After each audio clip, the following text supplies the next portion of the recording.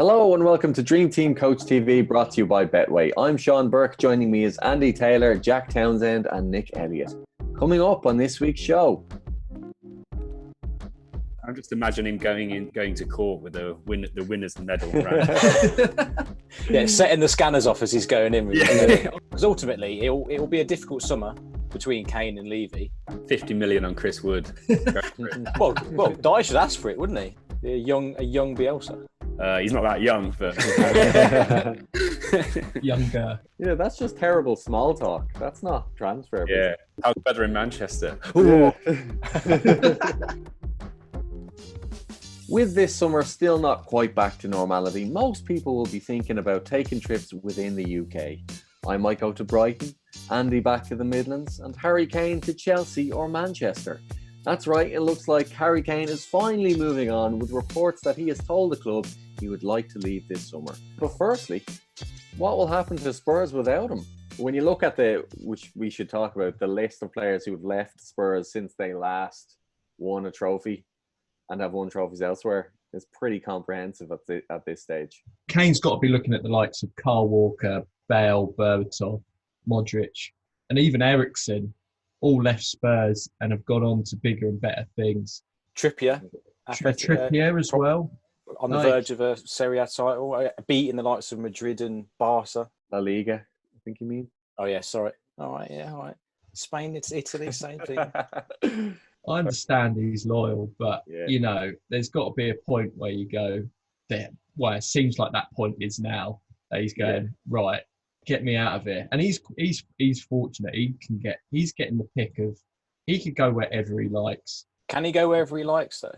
Well, that's I think realistically, I don't know if there's maybe two options, maybe zero options. Man City, Man United, is that about it? Chelsea could afford him. I didn't want to chime in early doors in this chat because I think he doesn't go anywhere. As sad, it actually makes me sad that he's not going to go anywhere, because I feel like for him as a footballer, he does need to move on. I think even Spurs fans will agree that he has to move on. But I just think Daniel Levy has got to be one of the most stubborn men in football, right? I mean, we've seen it so many times. There's no way that he sells Harry Kane to a fellow Premier League rival. Yeah, but then you're just going to let him go on a free when his contract. Well, no, he's still got at least a couple of years, hasn't he?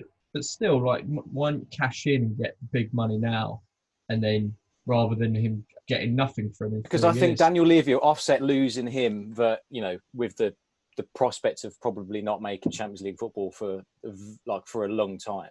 I don't see what's in it for Levy personally, and I think he's a tough enough character to not really care about Harry Kane being a bit sad. Because ultimately, it will be a difficult summer between Kane and Levy. Kane's a sort of professional player that will get on with it. As soon as he's a Spurs boy, he does love the club. So as much as it will be annoying that he's not winning silverware, I think he'll get on with it. He's getting paid well enough. He's got records to break at Spurs. You can't compare it to Bale and Modric, because at the time Real Madrid were thriving. They had the money to sign those players. I think Spurs fans can rest easy this summer. I think there's no way that he leaves, as much as he probably wants to. I mean, it's hard to say. I don't know where these leaks come from, where it says that Harry Kane has reiterated his want to leave the club. I mean, I don't know where that comes from. I think he was spotted on the top of the Spurs stadium shouting it.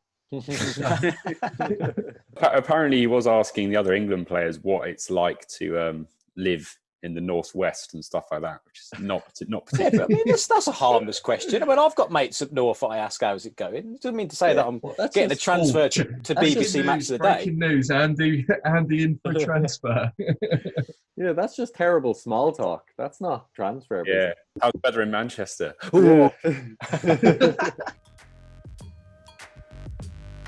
Okay, it's time for the 4 to Score challenge. This week, our sponsor Betway has prepared a quiz with the theme of the last day of the season.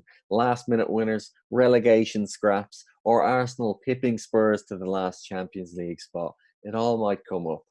So let's get started, shall we? Question 1.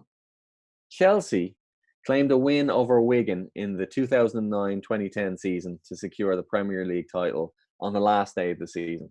But just how many goals did they put past the Ticks? For some reason, I think of Spurs when I think of Wigan getting Tonkins. feel like Defoe scored about 5 against them. Yeah, that was in the 9-1. But yeah, that was Spurs. The correct answer was 8. Well done, Jack. Fair play. Question 2. On the last day of the 2012-2013 season, Arsenal pipped Spurs to 4th place with a win against Newcastle. But who scored the winning goal that day? Was it A, Thomas Rosicky, B, Oxlade-Chamberlain, or C, Laurent Koscielny? My word. Going back a bit now. The answer was Koscielny. Well done, Nick and Andy. You just said Jack, which I presume was A, the first one. Yeah. It wasn't a misspelling. Question 3. Sergio Aguero famously scored the goal that won Man City the title on the final day of the 2011-2012 season. But which Man City player opened the scoring that day? Was it A, yes. Edin No need for options. What? No need for options. Well, I've started now. Was it A, Edin Dzeko, B, Pablo Zabaleta, or C, Yaya Toure? I was about to say multiple choice is a disgrace, and then I realised I wouldn't have got the Arsenal one without multiple choice. We'll call it even. The answer is Zabaleta. Hard luck, Andy. Hard luck. Did you know that, Jack, or did you guess that? A bit of a guess. Okay, at the moment, it is all level between Nick and Jack, but you'll have to stick around to find out who wins this week's 4 to Score challenge, because right now, it's back to the football chat. If he did leave, then yes, Spurs will go back to the dark ages, won't they? I think the main thing is that I don't know who they get in, really. I just don't think the kind of like mid-crop of Premier League strikers is enough to propel them to Champions League. Well, they famously sort of wasted the Bale money, didn't they, really? I mean, Ericsson worked out pretty well. Lamella worked out fine. But then the rest of it was like, Paulinho, Fazio, Chadley. 80% of the Bale money went on people that were shipped on pretty quickly after having not done anything. So I don't think you could probably, say if you sold him for 150, I don't think you could make 4 £30 million signings. Like, I don't think 30 million gets you a top Premier League player anymore. So it's like you're losing Kane and you're probably getting in 2 very good players, but they're not world class.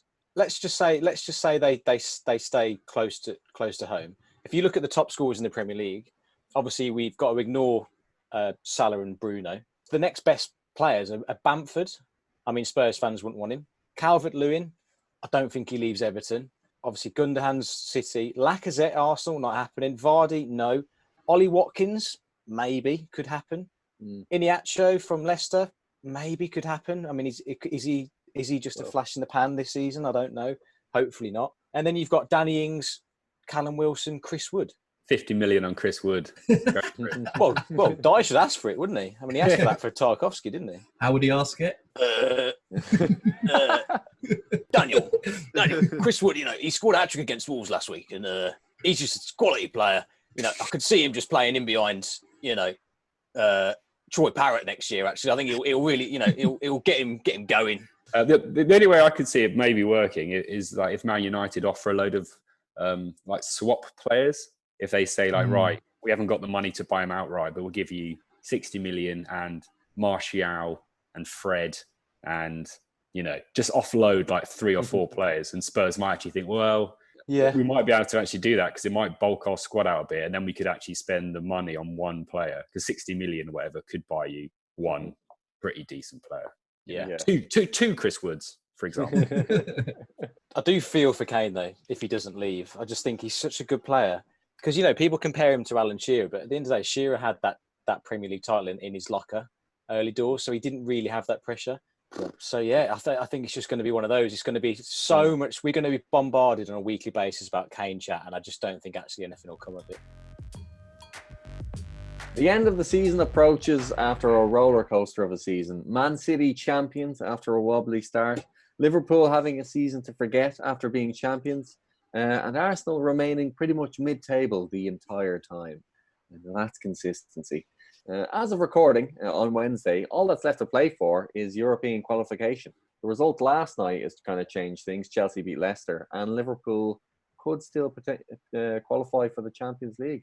Jack, are you hopeful? Do you think they'll pull it out of the bag? Well, I mean, I think ever since that header, that smashing header from Alisson last weekend, there's just that element of, wow, something, this could happen. Like, things like that I don't know, that was crazy. I agree, yeah. It's like it is written, isn't it? Liverpool in games are known for their kind of fortunate comebacks and last-ditch efforts. So it's not out of Liverpool's nature, but we'll see. Hopefully Liverpool are hungry. But we basically need either Chelsea or Leicester to drop points. Burnley and Palace at home with fans as well. You couldn't ask for a better couple of games, really. You know, if you look at Leicester fans now, looking at Spurs at the weekend, and I don't like to say it, but Harry Kane absolutely loves it against Leicester as well. He's got 16 against them in his career. That's 4 more than any other club that he's played against. So yeah, that's just how football works. Sometimes players love playing against certain teams. So, and also there's a massive symmetry to last season. Obviously, the overriding bottle from Leicester to miss out on top 4, that is the symmetry. But it's actually really similar because Leicester lost 3 of their last 4 Premier League games to throw it away. And if they lose on Sunday, it'll be 3 out of 4 Premier League losses again. Do you think the Leicester will consider it a good season if they don't qualify for Champions League? It's that classic, if you'd have given them a 5th place and the FA Cup at the beginning of the season, they would have snapped your hand off, wouldn't they? And actually, I think if you ask the fans, what would you rather do? Lose the FA Cup final or qualify for Champions League? I think most would say win the final, win the cup. Actually, you know, because what happens if you qualify for Champions League? Great, you get a bit more money. But what happens if you end up going out in the group stages of the Champions League next season? You'd be like, I absolutely agree. I'd much rather just win the FA Cup, have those memories, have something actually in the trophy cabinet. I think it's worked out best for both teams. I think Chelsea wouldn't be that bothered about not winning the FA Cup, but all they want is top 4. And Leicester want silverware and the memories, if nothing else. You know, like every Leicester fan will remember that day for the rest of their lives. You know, that's what it's all about. And that's why it's just great seeing someone like Leicester win it. Because at the end of the day, if Chelsea won it, they would have celebrated and, you know, it would have been great for them. But it is just another one in the locker, isn't it? It's just one of them. They don't have that feeling that smaller club fans have. Like Leicester don't have those days ever in their history. I mean, they've happened to have, you know, a couple in the last 5 or 6 years, which is incredible. I just think it's great to see them. And it's also quite nice to see those Chelsea fans when that goal got ruled out as well. I can't believe that main one, that bloke hasn't just deleted that video instantly. Yeah, I know. That's probably the worst thing about it, though, isn't it? Is that he actually thinks, I'll look good on this, so I'm just going to send this around to the boys. Like the way his face drops, it's so perfectly timed. But right here, right now, if we're sticking our neck out on the line, who are we going with, Leicester or Liverpool? I think Liverpool, just like Jack was saying, I think your goalkeeper doesn't score a goal every now and then. It would be a bit of a shame if that happened and then they didn't claw back. I mean, the Alisson's goal was great and everything, but imagine if that was the final minute of the last game. Oh, yeah. That would have just with been fans. With fans. Yeah. That would have been a beautiful moment. I had him in my draft team, by the way, boys. Oh, did you? Yeah. Oh my God. He only got 8 points as well. I'm like, how is he not coming away with about 30 points? The buzz in club football is winding down, but not to worry, as Dream Team Euros is now available to play. Dream Team Euros is the perfect fantasy football game to accompany this summer's tournament, not least because it's free to play and there's a £50,000 jackpot up for grabs. Nick, are there any surprise picks going to be included in the international squad so far? Well, I'm glad you asked, Sean. Yeah, obviously the big news this week is Karim Benzema back for France. Hasn't played for them since 2015 because of the alleged sex tape blackmail, which he's going to stand trial for a couple of months after the end of the Euros. So I'm just imagining going to court with the winner's medal around.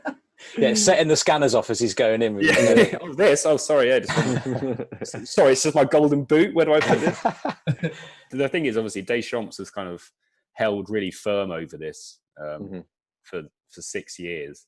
And now, obviously, just on the brink of the tournament, when you've already got the strongest squad, he's decided, well, we need him. And you know, to be fair, Benzema's form in the last 3 years has been unbelievable. He scored 86 goals for Real Madrid since Ronaldo left, you know. not obviously not Ronaldo numbers, but nobody can do Ronaldo Messi numbers. You know, you couldn't have asked much better in terms of him stepping up. The thing is, Giroud hasn't played 90 minutes in 2021. He hasn't played longer than half an hour since he last played for France back in March. So I think, you know, you've got a guy who's not playing, and then conversely, you've got Benzema scoring loads of goals. Deschamps has just gone, actually, do you know what?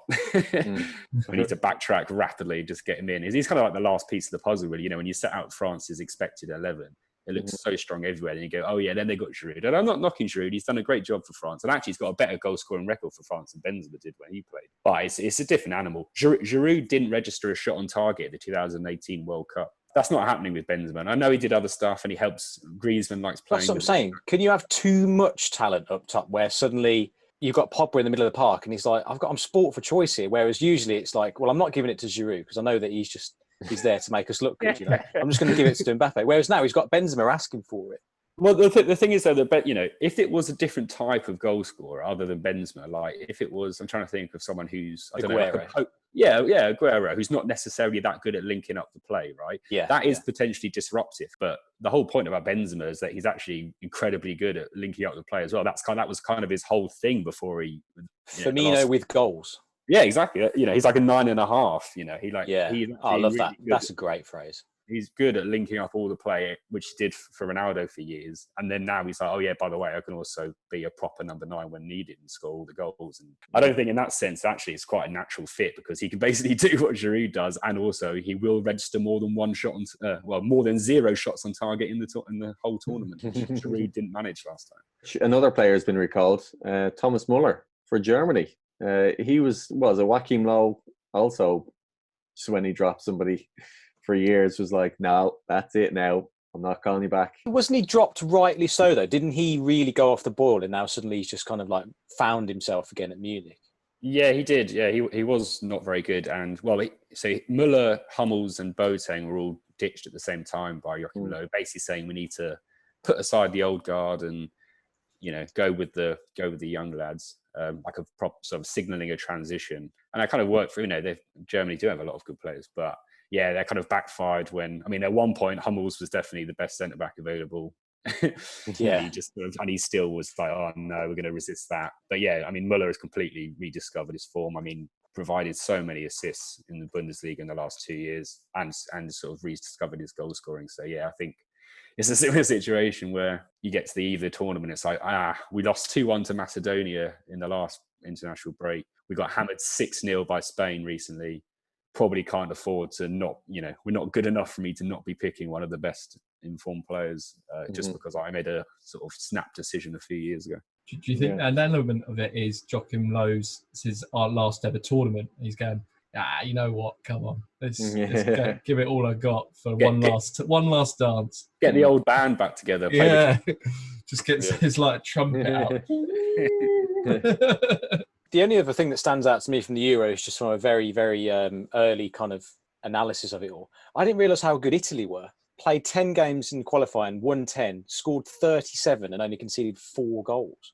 And again, I know their group wasn't amazing, but, you know, they're still playing teams like Bosnia and Greece and Finland. Like, they're not mugs. Like, they've got to get that done. So the Italians, like, they've lost a lot of talent over the years, but they're getting back to what they do best, which is, you know, solid at the back. And they've obviously got Immobile up front, who's just absolutely on fire in Italy for the past few years as well. We should say, obviously, Benzema has been added to Dream Team Euro, the Dream Team Euro's player list already. He's 6 million, which puts him level with Lukaku and Lewandowski. Puts him in the kind of slightly cheaper than Ronaldo and Kane. So kind of tempting price, not top tier, but obviously they're in a tough group, right? They've got Portugal and Germany, so it's quite hard to. That group's obviously really hard to decide because, you know, in any normal case, you'd be thinking, right, I need 3 France lads, 2 German, a couple of Portuguese, and I've already got room for 3 or, you know, a couple of England and Spain that are left. But actually, there might be a case to thinking, do I stay clear of that group completely until you get a better lay of the land? On an unrelated note, I was looking at, you know, the squads that have been selected so far. I was looking at the Ukraine squad. Do you want to guess how many midfielders they've selected to take? They've got a really good midfield. I don't know, 12? When I counted 18. 18 midfielders. Pass it out in the middle of the park. Oh, so that's a 36 provisional, which makes a lot more sense. But Jesus Christ, that's still half the squad. And they got the boy from West Ham, haven't they, as well? Jan Malenko, yeah. Well, and they got Malinovsky, who's actually really good. He's got plays at Atalanta, who've just qualified for the Champions League for the third season in a row, despite their wage bill being in the bottom 10 still in Italy. They're unreal, Atalanta. Why are Spurs not after their gaffer then? Well, Gasperini, yeah. That'd be amazing, and it'd be a complete opposite of Jose as well. Like Atalanta they kind of concede, 1.5 goals a game as well, but they've been top scorers in Europe for like the last 3 years. So. A young Bielsa. He's not that young, but younger. Yeah. Well, we have to find out who won our 4 to Score challenge this week. It was all level between Nick and Jack when we left it, so let's see what happened. Question 4. Carlos Tevez's goal against Man United saved West Ham, but relegated Sheffield United on the last day of the 06-07 season. Sheffield United began a legal dispute after Tevez's transfer was ruled to be illegal. In the end, how much money were West Ham ordered to pay the Blades? No multiple choice, but closest answer wins. Neil Warnock's still fuming about that now, isn't he? Well, the correct answer was £20 million, which Andy and Jack both got. Have you got that, Townsend? Have you got that? Saw it earlier. How? Just read it. I didn't know it was going to come up. He was on Neil Warnock's Wikipedia. Congratulations to Jack, your weirdly specific knowledge of fines dished out by the Premier League. Doesn't know Liverpool's starting 11 last week, but knows the exact amount that Sheffield United got of compensation from West Ham. Yeah. But he knows that to the number. Congratulations. Well, that's all from us, folks. Thank you for joining us on another episode of Dream Team Coach TV, brought to you by Betway. Don't forget to sign up to Dream Team Euros game as well, because that is up and running. Best of luck with that, and we will talk to you again soon.